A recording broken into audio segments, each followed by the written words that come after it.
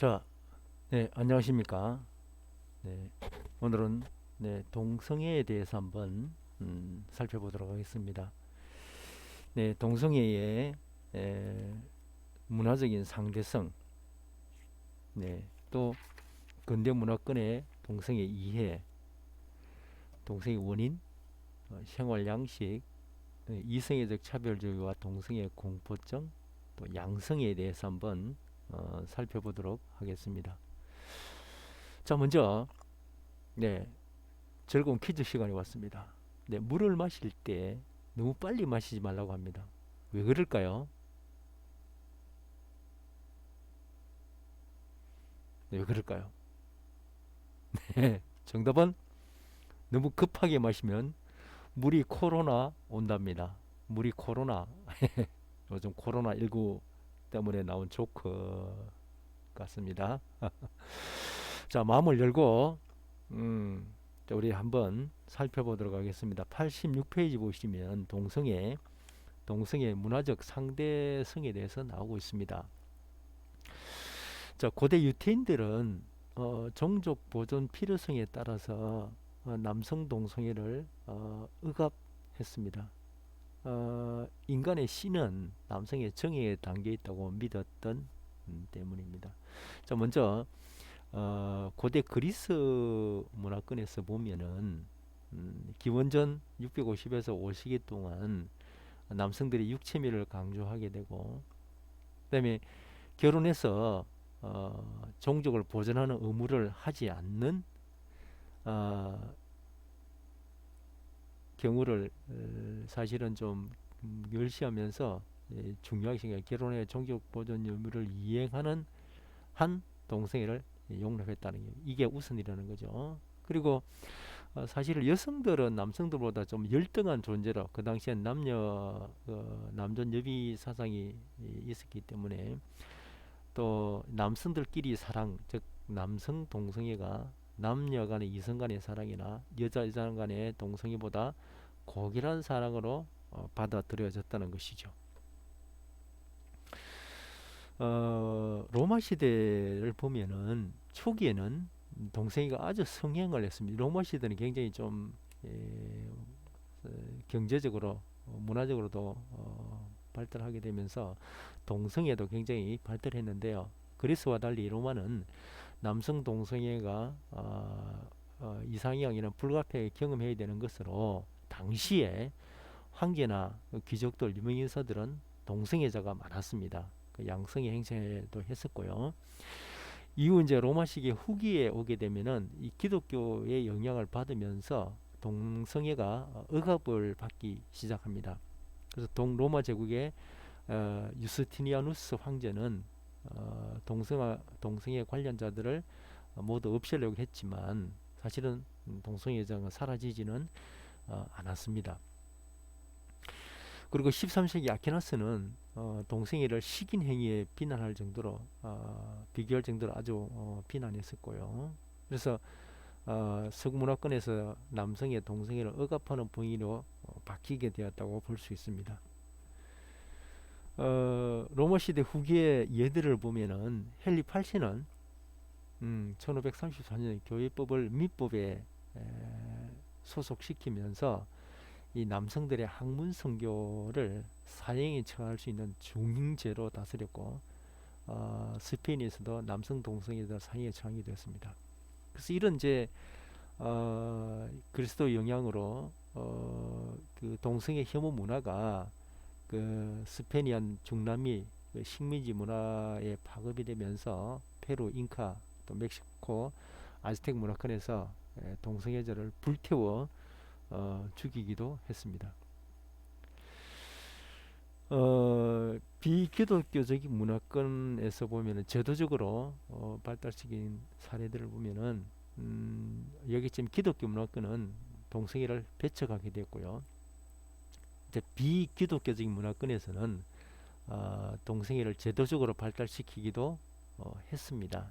그래서 남태평양에 있는 멜라네시아 지역의 일부 종족들은 어린 남자 아이들은 청소년기에 자기보다 더 나이가 많은 성인 남자들과 동성애 관계를 가지기도 했습니다. 또한 호주 남부티 종족의 청소년들은 자기에게 성인식을 치러주는 그 연장자 남자하고 부부처럼 동성애를 즐겼으며 청소년들이 여자 역할을 하고 이제 이 청소년들이 성인이 되면은 그 남편 역할을 했던 동성애자의 딸과 결혼을 하기도 했습니다. 동성애 여성들은 앞에서도 이야기했지만 사실 여성 동성애자 행위 규제나 언급은 별로 없는 편입니다. 사실은 이제 그래서 로마 이집트 시대 유행했을 것이다라고 가정하지만 거기에 대한 기록들이 잘 남아 있지 않고요. 그래서 대체로 보면은 이제 그 대다수 고대 사회에서는 여성 동성애에 대해서는 사실은 큰 비난이 없었던 것을 볼 수가 있겠습니다.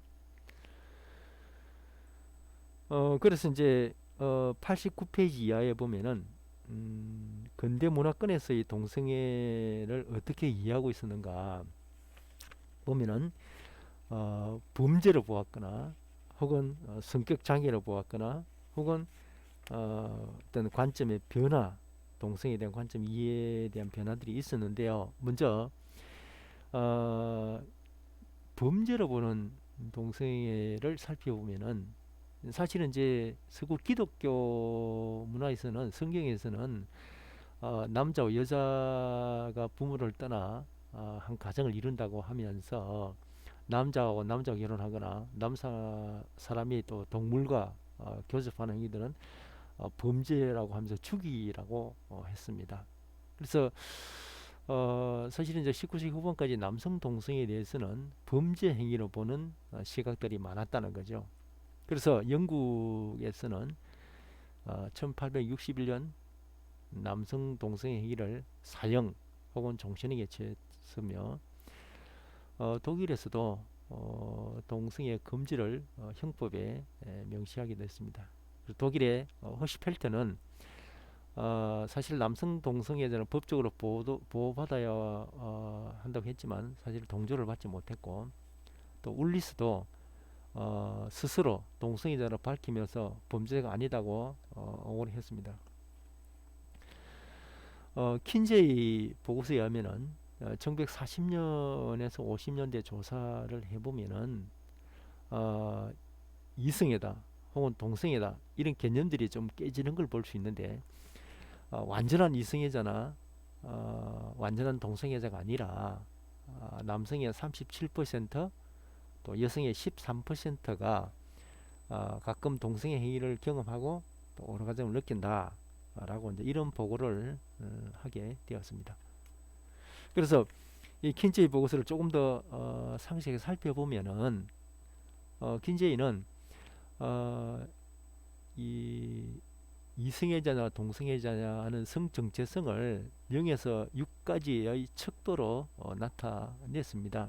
그래서 척도 제로는 남자와 여자 사람은 완전한 이성애자를 말하고 척도 6은 동성애자로 완전한 동성애자를 말했는데 척도 6에서도 남성의 4%와 여성의 2%또 3년 이상 동성애 생활한 남성의 10%나 여성의 3%가 존재했다는 것으로 이 동성애자가 있었다는 걸 보고하고 있고요. 좀 더 부연 설명하자면 또 아무에게도 성적으로 반응하지 않는 게 무성이라고 하겠죠. X로 표시를 했는데 성관계에 대한 관심이 없거나 또 성관계에 대한 혐오감이 강한 경우 이렇게 학습된 경우를 말하는 것으로 사실은 이제 이 남녀가 사랑하는 이성애만을 정상으로 보고 나머지는 동성애나 양성애나 무성애를 성적 일탈로 봤다는 것이죠. 두 번째로 이 90페이지 보시면은 성격 장애로 바라보는 동성애가 있습니다. 20세기 중반 이후에 동성애를 이 범죄자 혹은 어떤 정신적 질환 개념에서 벗어나게 되는데요. 그 과정들을 한번 살펴보시면은 1952년 미국 이 정신학회에서는 정신의학회에서 정신질환의 진단 및 통계 편람을 즉 DSM 1편을 발간하게 됩니다. 여기서 동성애는 사회병질적 성격장애 혹은 성적인 일탈이라고 사회적 질병이라고 이 동성애를 규명을 하게 됩니다. 그래서 한 13년 뒤에 1965년 미국 정신의학회에서는 다시 이 DSM 제2판을 출간하면서 동성애를 성적 편차의 일종으로 보고 성격 장애 중에 하나로 분류를 했습니다.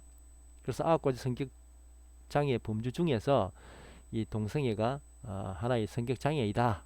이런 이제 정신적인 문제로 규명을 하게 되었고, 그래서 미국 정신의학회에서 동성애는 비정상이다, 정신질환이다.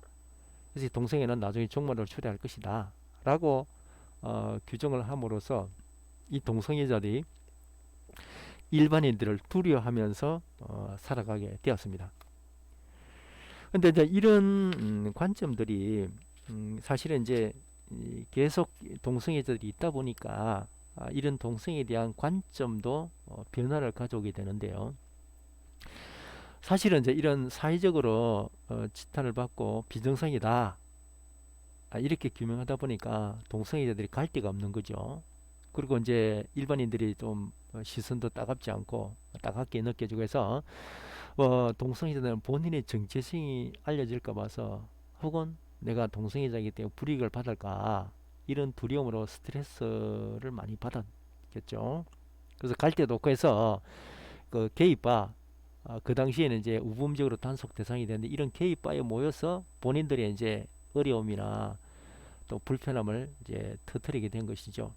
그래서 1969년도에 이런 이제 게이바에 모여서 울분과 불만을 터뜨린 사건이 바로 스톤월 항쟁이라고 합니다. 이때 동성애자들이 이제 이거 이렇게 못 살겠다. 우리도 뭐 우리가 범죄자도 아니고 정신병자도 아닌데 왜 우리를 이렇게 욕하고 하느냐. 그래서 동성애자들이 본격적으로 자기의 이제 권리를 찾기 위해서 조직적으로 대항하기 시작합니다.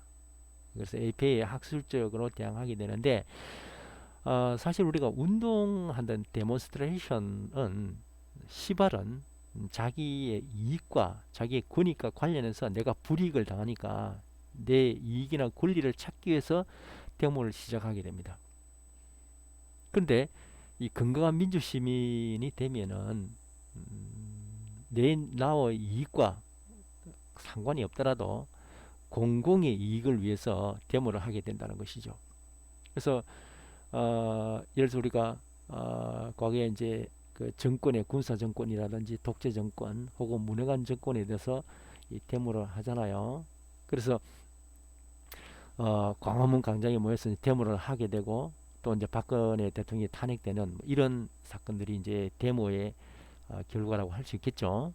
그러니까 어떤 특정 집단, 이익 집단들이 모여서 이제 단체 행동하는 것들이 데모인데, 어쨌든 이런 것들이 이제 1960년대 후반, 70년대 오면서 미국 정신의학회 연차 학술 회의에 동성애들이 몰려가서 시위를 하기 시작합니다. 우리 권리를 보장해 달라. 우리는 정신병자가 아니다. 이런 거죠. 그래서 결국 동성애자들이 APA 관계자들과 만남을 지속적으로 요구하게 되고 결국 동성애 진단에 대한 논쟁과 대화를 끊임없이 요청하고 실경을 벌리고 데모를 하게 되었습니다. 그래서 한 2, 3년 뒤에 즉 73년도에 APA 학술용어위원회 공청회에 이 동성애 대표들이 가서 실제로 이 정치권 의사들하고 막 격렬한 논쟁을 벌이게 됩니다. 이 동성애가 왜 정신질환이냐, 왜 우리가 비정상 혹은 문제가 되느냐 이렇게 이제 막 논쟁을 벌이니까 미국 정신의학에서 속 시끄럽잖아요. 그래서 이제 정말 이 동성애가 이성애와 같이 똑같은 정상이냐, 아니면 정상 범주를 벗어났다고 진단할 수 있느냐, 여기에 대해서 이제 투표를 하자. 이렇게 이제 결정을 하게 됩니다. 그래서 결국은 이제 미국 정신의학회 회원들이 이런 투표를 했는데 결국 절반이 넘는 58%가 동성애는 비정상으로이 아니다. 이렇게 이제 지지를 하게 됩니다. 그래서 1973년 12월에 미 정신의학회 이사회에서 편람 DSM-2를 통해서 동성애를 수정해서 분류를 하게 됩니다. 그러니까 이 동성애자는 정신질환자나 혹은 비정상이 아니고 성적 취향이다, 성적 지향이다. 그리고 정신병리학적 흔적이 없기 때문에 동성애에 대한 차별이나 처벌은 하면 안 된다. 이렇게 이제 강력하게 주장을 하게 되었다는 것이죠. 그래서 성적 정체성 지향 등에 따른 차별 금지가 1976년도에 드디어 차별 금지가 없어지게 된다는 것이죠. 그러니까 이제 이런 데모가 성공을 보게 되는 것이죠. 그래서 이제 이 동성애 그럼 왜 일어나게 되는가? 93페이지에 보면 동성애 원인에 대해서 세 가지로 살펴볼 수 있습니다. 즉 정신분석 이론과 학습 이론 혹은 합병 이론으로 설명을 할 수가 있겠습니다. 자, 먼저 이 프로이드의 정신분석 이론을 한번 살펴보면은, 자, 프로이드는 잘 아시는 대로 성적 발달 이론을 설명하고 있죠. 그래서 아동의 본능적인 성욕은 아동 이성애나 동성애로 결정되지 않고 있다. 그러다가 신체 부에서 쾌락을 넣을 수 있게 태어나고, 이게 이제 적극적인 남자 혹은 수동적인 여자 혹은 이런 특성을 가진 유전자가 이제 아동기 때까지는 이런 소질이 분명하게 형성되지 않고 있다가 성인으로 성장하면서 사회적인 규범을 배운다는 것이죠. 동양이나 서양에, 우리나라 같은 경우도 뭐 남자들은 뭐 파란 옷을 입고 여자들은 뭐 빨간 옷을 입어라. 뭐 내지는 뭐 이런 규정들이 많이 있잖아요. 그러니까 사실 이제 사회적인 관습이라 규범이죠. 그 사회가 정하는. 그래서 이제 정상적인 이성애적 경향만을 발달시킨다. 남자는 여자하고만 결혼하고 사랑을 하고 가정을 이루어야 된다. 남자와 남자가 결혼하는 것은 뭐 비정상이다. 이렇게 배우게 된다는 것이죠. 그래서 성인 동성애자의 근본적인 원인은 아동기 당시의 발달 장애에 기인하거나, 그러니까 이제 아동기 때까지 이런 게 정해지지 않았기 때문에 그때 남자는 남자로서 여자는 여자로서 뭐 정상적인 사고나 사랑을 못하기 때문에 어떤 발달 장애로 인해서 어떤 프로이드가 말하는 정신분석 과정에서 구승기나 난근기 상태에서 더 이상 성장하거나 발달하지 못하는 고착 상태에서 동성애가 생겼다. 이렇게 보는 것이죠. 혹은 엄마 아빠가 불행한 결혼 생활을 하게 될 때, 특히 이제 아버지가 무능하거나 또 엄마가 좀 사납거나 이런 가정에서 그 아이들은 이성에 대한 공포를 느낀다는 거죠. 또 어머니가 집착하거나 아들에 대한 욕망을 드러냄으로써 그 아들은 이성에 대한 회피를 하게 되고, 그 여성의 성기를 봤을 때 남자는 자기는 성기가 노출된, 여자는 성기가 없잖아요, 밖으로. 그래서 거기에 따라서 나도 여자처럼 성기가 거시당하지 않을까, 이런 이제 불안증이 있으면서 그 이성에 대한 기피 현상이 나타나면서 동성애를 사랑하게 되는, 동성을 사랑하는 동성애가 생겼다. 이렇게 보는 것이죠. 비브도 동성애 실험을 통해서 약 106명을 실험했는데 그중에 약 73%가 이제 그 비정상적인 결혼 생활하는 부모에게서 어머니 애착이 너무 강하고 아버지가 무관심할 경우에, 그 어머니가 너무 집착하고 아버지는 뭐 신경 안 쓰고 이런 가정에 자라났을 때 그 아이들이 남성성이 약화된다는 거죠. 그래서 동성애로 발달 가능성이 높다. 이렇게 보는 것이 정신분석 이론에서 동성애가 되는 것이다 라고 보는 것이라는 것이죠. 두 번째는 학습 이론입니다. 이제 배운다는 것이죠. 가정 환경에서 특정한 환경에서 각인되거나 어떤 조건이 만들어진다는 것이죠. 그러니까 예를 들어서 어릴 때 자랄 때 동성과 아주 좋은 경험, 뭐 만족할 만한 어떤 경험이 있었던 반면에 이성과의 관계에서는 아주 불편하거나 안 좋은 경험이 있었다. 그러면 당연히 이제 이 이성에 대해서 좀 어, 혐오하거나 안 좋은 경험들이 동성애로 발달할 수 있다는 것이죠. 어떤 걸 학습하느냐. 어릴 때 남자가 남자에 대한 좋은 경험이 이 학습이 됨으로써 동성이 될 수 있다. 이런 것이죠. 그다음 세 번째는 네, 합병 이론인데요. 95페이지 밑에 보면은 합병 이론은 두 가지가 합쳐졌다는 거죠. 이게 후천적인 학습 이론과 선천적으로 생리인 요소가 가미되어서 동성이 된다. 이렇게 보는 거죠. 네, 사실 이거는 이제 사람에게 실험할 수는 없고 임신한 쥐의 자궁에다가 이런 이제 성적 호르몬을 투여했을 때에 교묘행동이 변화되는 것을 보고 후천적으로 이런 생리적인 변화에 의해서 나타날 수 있다. 이런 걸 설명하면서 1차적 동성애는 임신했을 때 남자는 남성 호르몬이 많이 나오고 여성은 여성 호르몬이 많이 나와야 되는데 어떤 이유에서든 임신했을 때 남자에게 여성 호르몬이 많이 영향을 받게 되면은 남자로 태어났지만 여성 행동을 하게 되고 그게 동성애가 된다는 것이죠. 이게 이제 1차 동성애고요. 2차 동성애는 태어났을 때는 남자 여자로 태어났는데 사춘기까지 그러니까 인습적으로 남자 여자로 발달했지만 여성에 대한 부정적인 태도, 잘못된 어떤 경험 이런 걸로 인해서 여성에 대한 불쾌감이나 기피 현상 대신에 남자가 남자를 선호하는 그래서 동성애가 된다.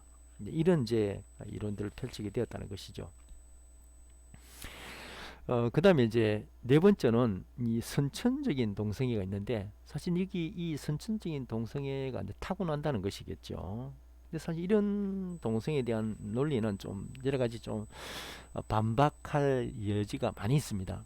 자, 한번 살펴보면요, 이 칼만은 유전적인 요인이 동성애를 결정하는 요인이다. 그러니까 이게 동성애가 타고난다 이 말이죠.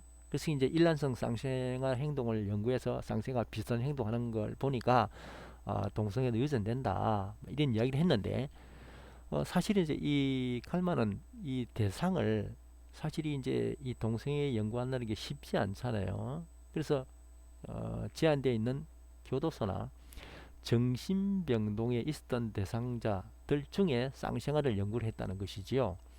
그래서 이제 환경이 특수 환경이니까 사실 일반하기 어렵고 결과도 좀 신뢰하기 어렵다는 거죠. 그 다음에 이제 호르몬의 문제이다.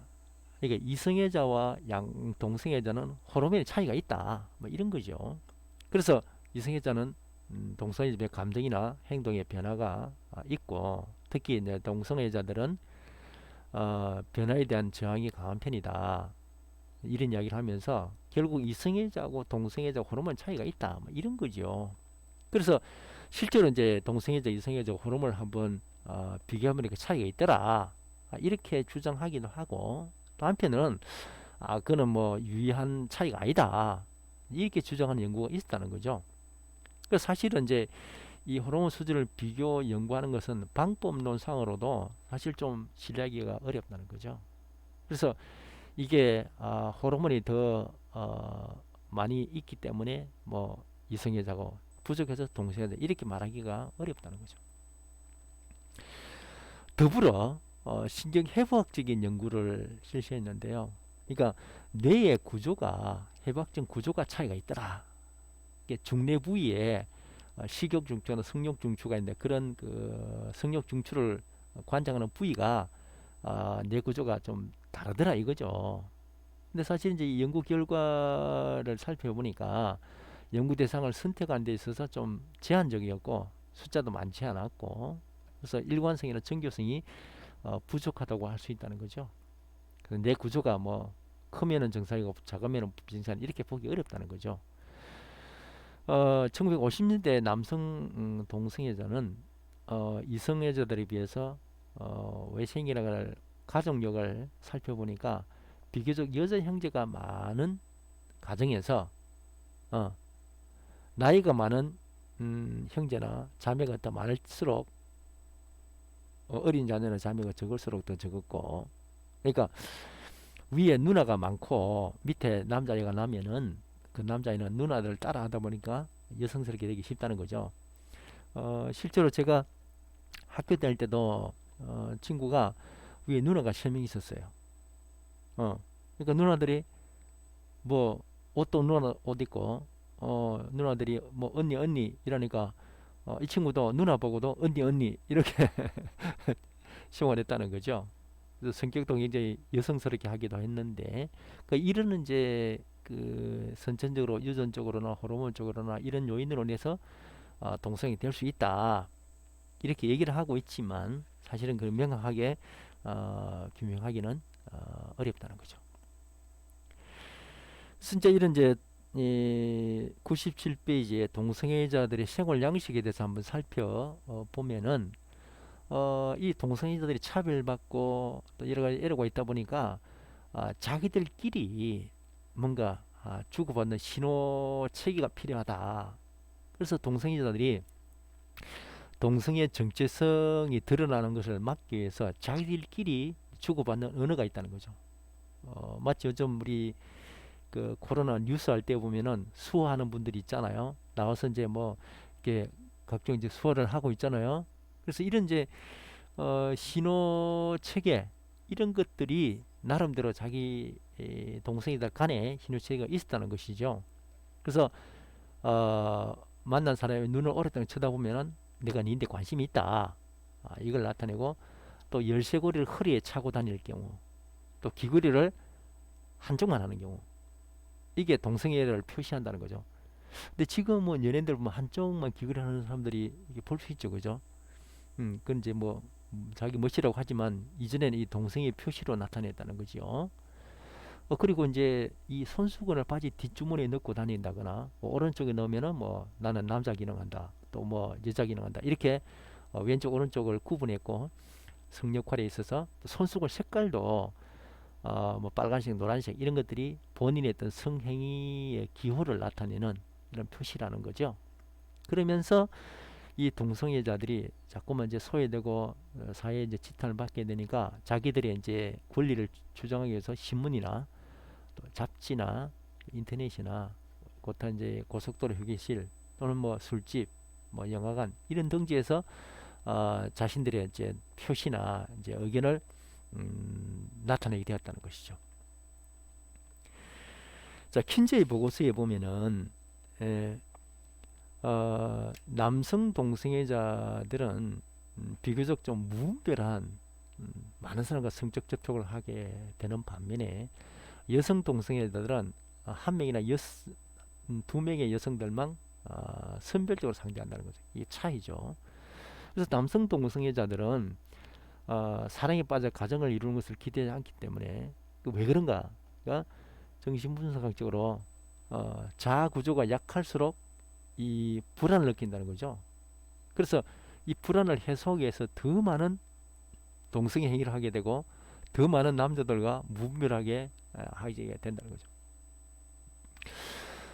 동성애 발상지인 샌프란시스코에서도 이제 동성애자 거주 지역을 카스트로 구역이라고 해서 사실 에이즈가 발병하기 전에는 이곳에 많은 성적 상태자를 쉽게 찾아올 수 있었습니다. 자유롭게 이제 동성애자를 찾아서 섹스를 하고 이랬는데 이제 에이즈 이 공포가 확산되면서 정상적인 부부보다는 동성애자들이 해서 그 변태적인 섹스를 통해서 에이즈가 확산된다. 이런 이제 에이즈 공포로 인해서 무분별한 생활 양식이 많이 이제 변화를 가져오게 됩니다. 이 동성애자의 결혼 상태를 보면은 가정을 갖고 싶고 장기적인 관계를 유지하고 싶고 자녀를 가지고 싶어하는 욕구들도 있는데 이것 또한 동성애 정체성을 숨기기 위해서 인다고 할 수 있습니다. 그래서 동성애자들은 법적으로 인정을 받지 못하더라도 동성애자들끼리 결혼하고 또 부부들처럼 가정을 이루고 또 아기를 키우고 싶다 이 말이죠. 그래서 동성애들이 이제 아기를 입양해서 자녀를 키우게 됩니다. 그러면서 이 사람들이 하는 이야기는 이 가정 환경이 나쁜 아주 냉정하고 차가운 이성 부모보다는 엄마 아빠가 있는 것보다는 따뜻한 동성애자 부부가 오히려 아이들도 행복하게 잘 키울 수 있다. 정서적으로 더 안정하게 키울 수 있다. 이런 이야기를 하는 거죠. 직장을 선택할 때도 정체성이 나타나는 편한 근무지를 택하게 되는데, 그러니까 남자들도 직업의 불안을 떨치기 위해서 여자처럼 미화시킬 수 있거나 자기 도취적인 직업을 가진다는 거죠. 그래서 남성 동성애자들은 무용이나 미용, 디자인 뭐 이런 계통으로 직업을 가지고, 여성 동성애자들은 직업 군인, 운동선수 뭐 이렇게 하는 경향들이 많았다는 것이죠. 이건 이제 사회적 차별에 대한 고정관념일 뿐이고, 사실 동성애자 직업이 따로 있고 미성애 직업이 따로 있는 건 아니잖아요. 그죠? 그리고 남자 직업이나 여자 직업이 따로 정해지는 게 아니잖아요. 그러니까 이거는 이제 우리가 사회적인 관습에 따라서 여자들이 하는 직업, 남자들이 이렇게 나누지, 사실 그거는 잘못된 거죠. 그 사회가 가지고 있는 기준이지 그게 절대적인 기준이 아니라는 거죠. 그래서 동성애자 직업이 정해지는 게 아니고 이성애자 직업이나 동성애 직업이나 동일하다는 거죠. 그래서 이성애적 차별주의와 동성애 공포에 대해서 한번 살펴보면은, 차별주의는 이 근대 문화권에 있어서 네, 사실은 이제 그 이성애가 동성애보다 더 자연스럽고 우월하다. 그러니까 동성애는 정상이고, 이성애는 정상이고 동성애는 뭐 비정상이다. 뭐 이런 이제 좀 차별적인 가치가 있다는 거죠. 특히 이제 가부장제적인 특성, 또 이성애적인 틀에서 자란 사람들은 동성애를 뭐 이렇게 멸시하거나 하찮게 여긴다 이 말이죠. 이성과 결혼하지 않는 동성애자는 종족 보존을 무시한 부도덕한 인간들이다, 이렇게 생각한다는 것이죠. 그래서 이 동성애자들은 고의적으로 또 이성애적 가정의 가치를 저하시키는 반항하다, 이렇게 이성애자들이 차별을 하고 있다는 거죠. 그러면서 이게 더 나아가서 동성애 공포를 유발하게 되는데요. 동성애 공포는 이 혐오를 나타내는데, 동성애자의 생활이나 사고방식이 아주 부정적인 견해를 가지고 있다는 거죠. 그래서 동성애 공포증은 동성애자들로부터 오염되지 않을까, 뭐 질병 같은 이런 기로 해서 그런 공포를 느끼게 한다는 거죠. 그래서 동성애자들에 대해서 강박적이고 잘 참지 못하고 공포 등에서 나오는 이런 이제 동성애 공포가 있다는 것이죠. 그래서 좀 더 이런 권위적이고 독단적이고 성적이나 지적으로 엄격한 성향들에 의해서 이 동성애 공포가 나타나게 됐다는 것이죠. 그래서 동성애자들은 일부는 자신들이 동성애자는 사실을 스스로, 본인들 스스로 자기를 정오하기도 한다는, 자책한다는 거죠. 사회적 인식에서 그들은 사회적 조롱거리가 되고 공공 도덕성의 문제를 일으키기 때문에 다른 사람들하고 동등한 대우를 받을 가치가 없다라고 본인이 느낀다는 거죠. 그래서 이제 동성애자들이 이성애자 가치에 근거한 사회적 편견, 이성애는 정상이고 동성애는 비정상이다, 이런 생각을 가지고 있는 편견에서 자신의 동성애 정체성을 부정하거나 자기가 동성애지만 난 동성애 아니다, 이렇게 이제 부정하거나 거부하는 현상이 나타나게 되는데, 그것이 동성애들 자신들에게 내재화되어 있는 동성애 혐오라고 할 수 있겠습니다. 자, 이제 동성애와 이성애, 양성애에 대해서 한번 살펴볼 수 있는데요. 그 양성의 의미나 역사에 대해서 한번 살펴보겠습니다. 자, 양성애는 동성애자들이 동성만 상대하는 것이 아니라 남녀 모두를 성적으로 상대하는 케이스를 말하는 거로, 동성을 상대하거나 이성애와도 동성애와도 다른 형태를 말하는 것으로 사실 이 양성애 같은 경우는 연구가 좀 미흡한 상태입니다. 그래서 동성애 중에 한 부류로 이해하고 있는데요. 1970년대 중반에 동성애에 대한 연구가 진행되면서 양성에 대한 연구가 진행되면서 양성에 대한 정의가 애매했다는 거죠. 그래서 양성이란 무엇인가? 이때 양성을 반반씩 남자와 여자를 반반씩 상대하는 의미로 바이섹슈얼 이렇게 표현했는데 이것보다는 양성을 남자 여자를 동시에 다 모두 상대하는 의미로 앰비섹슈얼이라는 용어로 쓰기도 돼. 자, 우리가 오른손도 쓰고 왼손도 쓰고 양쪽을 다 쓰는 경우를 앰비벌런트를 그러잖아요. 양손잡이. 요즘 그 왼손 쓰는 사람도 많고 또 오른손 쓰는 사람하고 양손을 다 쓰는 게 사실 편리하겠죠, 그죠? 예전에 우리는 오른손 쓰는 사람들이 많았기 때문에 왼손 쓰는 사람 못 쓰겠어요. 지금은 그렇지 않죠, 그죠? 그 양손을 다 쓰면 앰비벌런트 훨씬 낫지. 그래서 이제 이런 양성의 그 용어부터 좀 혼란이 있었는데 이런 양성에는 종류도 다양해서 일시적인 양성애를 보이거나 나중에 한쪽으로 이게 상대하게 된다는 거죠. 양성이 뭐 이성이면 이성, 동성이면 동성. 또 한때는 이성이었지만은 동성이 될 수 있고 이 정체성이 이제 좀 혼란스럽다는 거죠. 그래서 동성애자로 동성애 혐오 쪽으로 양성 상대하거나 자신의 동성애 정체성에 탄로날까 봐서 양쪽을 다 이성을 만나거나 또 자동적으로 양성을 상대하고 있는 사람들이 많았다는 거죠. 그래서 이 양성의 이 자체가 좀 양쪽을 다 상대하는데 이게 진정한 양성이냐 아니면 자기 동성애를 속이기 위해서 양성하느냐 이런 뭐 혼합된 케이스가 많았다는 거죠. 그래서 양성의 연구의 역사를 한번 살펴보면은 남성과 여성 양성애자의 생활 양성은 달랐다는 거죠. 다른데 대체로 여성의 경우는 생활이 안정되고 윤택한 경우가 많고요. 질적으로도 여자가 여자의 그 욕구를 잘 만족시켜줘서 질적 양적으로 성생활이 만족했어요. 그러나 남성들은 절반 이상이 성생활에 불만이고 또 동성애 단체와 접촉도 어려웠다는 거죠. 그래서 이 양성애자들은 뭐 여러 가지로도 차별이나 어려움을 당했는데 남성 동성애자들은 양성애자 즉 양다리 자세를 불신하게 되는 경향이 있었고요.